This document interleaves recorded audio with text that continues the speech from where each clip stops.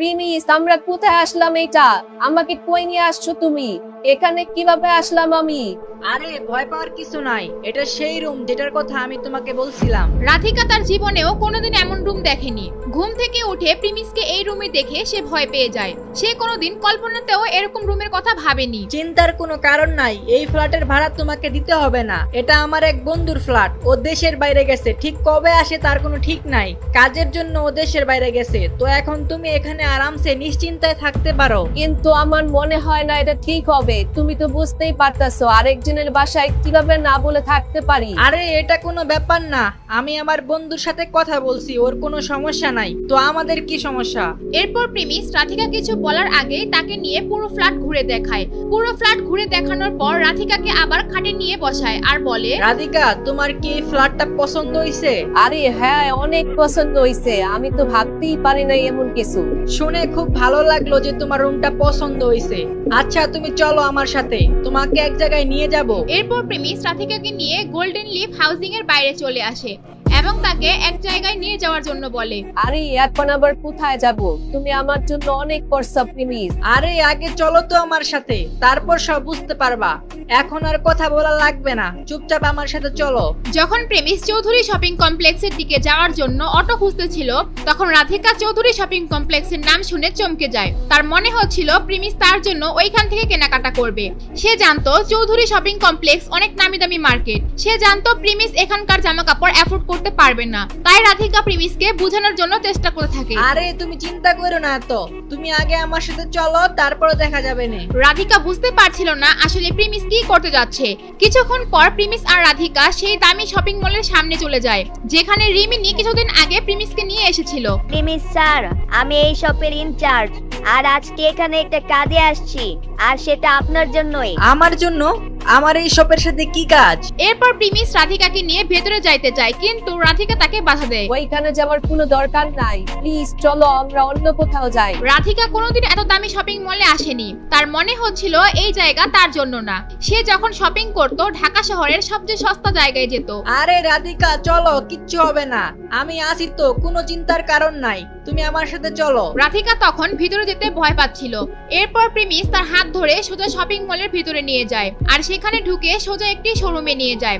শোরুমের মধ্যে ম্যানেজার তানভীর এক কোণায় দাঁড়িয়ে ছিল।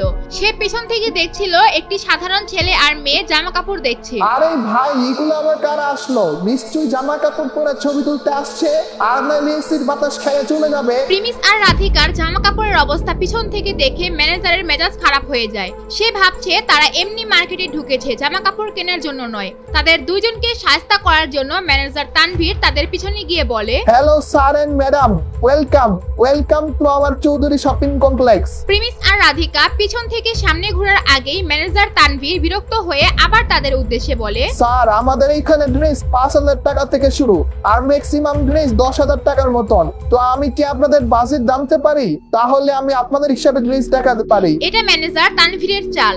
এইভাবে সে কাস্টমারদেরকে বের করে দেয়, যাতে কেউ শুধু জামা কাপড় না কিনে এসির বাতাস খেতে না আসে।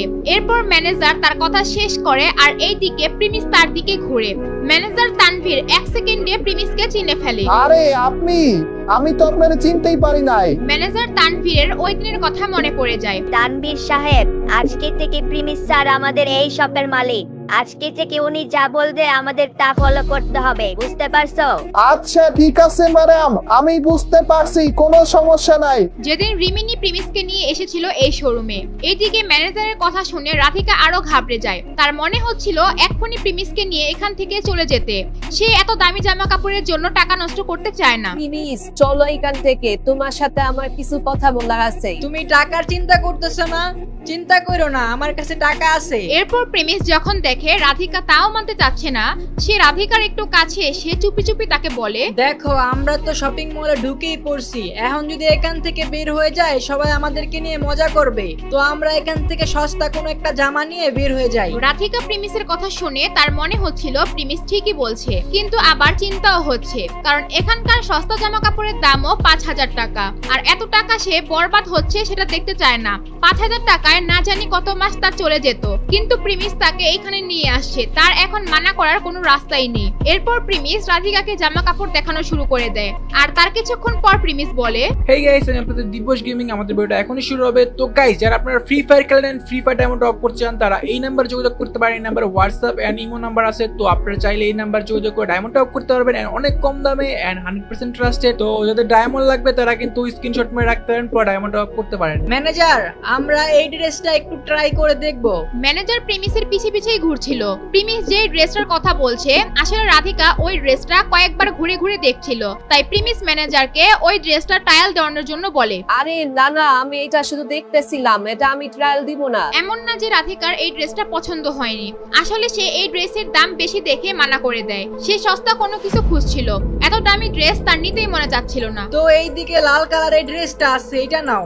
এটার ডিজাইনার কালার খুব ভালো, এটা নিতে পারো। না না, এটার কালার আমার তো পছন্দ হইতেছে না, আমরা অন্যগুলা দেখি। প্রিমিস রাধিকাকে অনেকগুলো সুন্দর সুন্দর ড্রেস দেখায়, কিন্তু প্রত্যেকবারই রাধিকা কোনো না কোনো বাহানা দেখিয়ে না করে দেয়। তার বোঝা উচিত ছিল রাধিকা এখান থেকে কোনো ড্রেস নিতে চায় না, কিন্তু তারপরও কেন সে রাধিকাকে এতবার কেনার জন্য বলছিল। এইদিকে প্রিমিসও বুঝতেছিল না রাধিকা কেন নিতে চাচ্ছে না। আরে ভাই, এই মাইয়া কি চাইতেছে? কোনো ড্রেসই তো পছন্দ করতেছে না, কাহিনী তো বুঝতাছি না কিছু। এই কাহিনীগুলো দেখে ম্যানেজার তানভীর অবাক হয়ে যায়। প্রিমিস যেভাবে রাধিকার পিছনে পিছনে ঘুরছিল, এটা দেখে সে ভাবছে প্রিমিস রাধিকাকে পছন্দ করে। সে দেখছিল এত সম্পদের মালিক প্রিমিস, সে সামান্য একটা মেয়ের পিছনে ঘুরছে। আবার এইদিকে মেয়েটিও প্রিমিসের গরিবী অবস্থা দেখে তার কোনো টাকা পয়সা খরচ হতে দিচ্ছে না। এইগুলো দেখে ম্যানেজার তানভীর খুব মজা পাচ্ছিল। রাধিকা, এটা দেখো, এটাও কত সুন্দর আছে, আর এটার দামও অনেক কম আছে। তুমি এটা ট্রাই করে দেখো। আচ্ছা বাবা, ঠিক আছে, আমি দেখতেছি। তুমি ঠিক করতেছ না প্রিমিস, এগুলা এত দামি ড্রেস না নিলেও চলতো। রাধিকা বুঝতে পারছিল প্রিমিস তার মনের কথা বুঝে ফেলছে, আর এইদিকে প্রিমিস যেহেতু একটা ড্রেস তাকে কিনে দিতে চাচ্ছিল, তাই সে নার্ভাস হয়ে ড্রেস নেওয়ার জন্য রাজি হয়ে যায়। এমনিতেও সেই ড্রেসটা বাকি ড্রেসগুলোর চাইতে কম দাম ছিল। যখন রাধিকাকে নিয়ে সেই ট্রায়াল দেওয়ার জন্য ট্রায়াল রুমের দিকে যায়, ট্রায়াল রুম থেকে একজন বের হয়ে বলা শুরু করে, কতদিন ধরে চলতেছে এইসব? কতদিন ধরে এই মাইয়া তোমার পিছনে ঘুরতেছে? দেখো, এই মাইয়া ড্রেসের চক্করে পইরা ফকির হয়ে যায় না। প্রিমিসের এক্স গার্লফ্রেন্ড সুনাইরার সাথে দেখা হয়ে যায় ট্রায়াল রুমে। সুনাইরা উল্টাপাল্টা বলে সে রাধিকার দিকে তাকিয়ে দেখতে থাকে।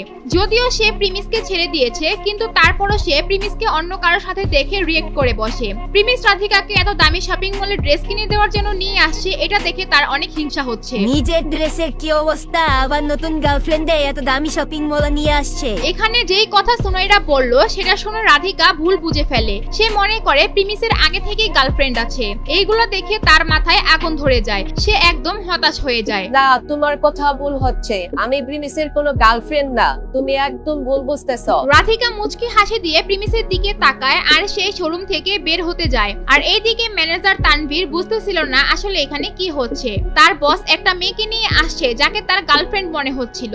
আবার ঠিক সেখানে ট্রায়াল রুমের মধ্য থেকে আরেক গার্লফ্রেন্ড বের হলো। তার মনে হচ্ছিল তার বস প্লে বয়। রাধিকা, তুমি আমার কথা শোনো প্লিজ, তুমি আমাকে ভুল বুঝো না, একটু শোনো প্লিজ রাধিকা। প্রিমিস রাধিকাকে থামানোর জন্য তার পিছনে গিয়ে তাকে আটকানোর চেষ্টা করে। প্রিমিস রাধিকাকে এটা জানাইতে চায় যে তাদের মধ্যে ব্রেকআপ হয়ে গিয়েছে, তাদের দুইজনের মধ্যে এমন কিছু নাই যেটা সে ভাবছে। প্রিমিস কি পারবে রাধিকাকে বুঝাতে, নাকি রাধিকা চলে যাবে এখান থেকে?